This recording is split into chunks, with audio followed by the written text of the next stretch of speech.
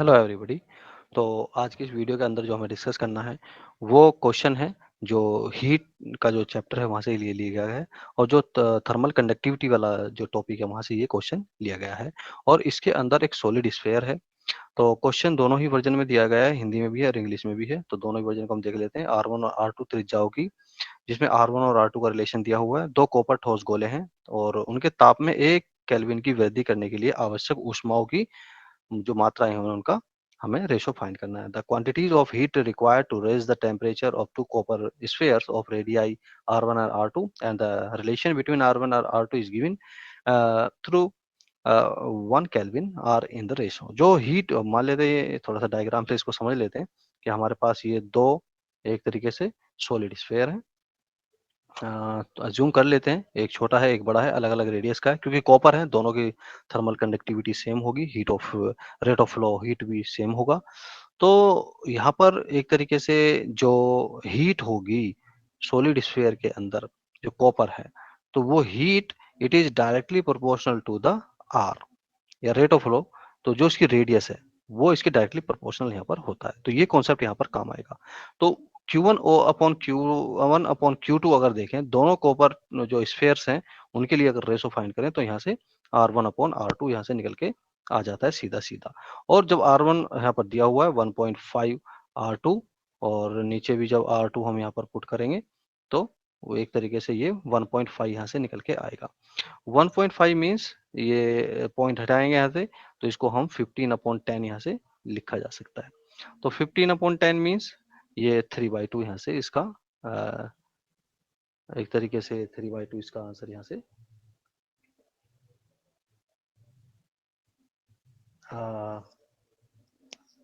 यहाँ से 3/2 इसका आंसर आएगा। तो ये आंसर इसका होना चाहिए। अब बात है कि ये कॉन्सेप्ट यहाँ से आता कैसे। अगर इसमें थोड़ा सा मैं डिस्कस करूं तो हमारे पास जो फॉर्मूला होता है वो होता है कि Q अपॉन T, जो rate of flow of heat होता है एक तरीके से, वो जो होता है वो के is the thermal conductivity of the material, A is the area, तो यहाँ पर सरफेस एरिया काम आएगा, एन चेंज इन टेम्परेचर या डी टी इसको कर लेते हैं।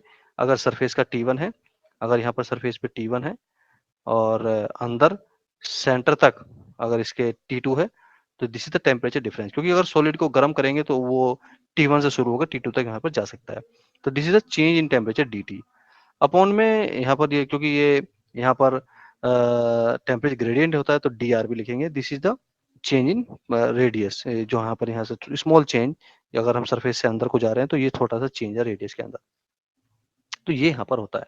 अगर इसको इंटीग्रेशन हम किया जाए तो देखेंगे कि यहाँ पर के ए, यहाँ पर 4πr² यूज करेंगे क्योंकि सॉलिड स्फीयर का ये एरिया वहां पर होगा, और D T upon D R यहाँ पर ये होगा D T upon D R.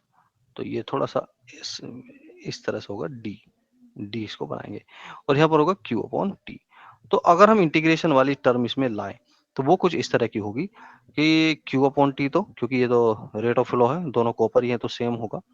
और यहाँ इंटीग्रेशन करेंगे हम, यहाँ पर होगा एक तरीके से 1/r² हो जाएगा और यहाँ से डी आर इधर ले लेंगे। और इसका जो हमें इंटीग्रेशन करना है, क्योंकि हीट यहाँ से सरफेस से अंदर तक जाएगी, क्योंकि बाहर से इसको गर्म करना पड़ेगा, सॉलिड स्फीयर है। तो अगर तो यहाँ पर ये रेडियस क्या होगी एक तरीके से सरफेस पे, यहाँ पर आर होगी, या हम कहें कि हाँ आर, सेंटर से अगर नापेंगे तो वहां पर आर होगी और जब अंदर जाएंगे तो 0 यहाँ पर हो जाएगी। और ऐसे ही यहाँ पर ये 4πk आएगा, 4πk, और यहाँ पर जो टेम्परेचर के साथ हम करेंगे वो डी टी यहाँ रहेगा। और डी टी के साथ जो इंटीग्रेशन होगा, क्योंकि टेम्परेचर कहाँ से ले जा रहे हैं हम, T1 से T2 तक ले जा रहे हैं, तो यहाँ पर ये T1 से T2 तक हो जाएगा।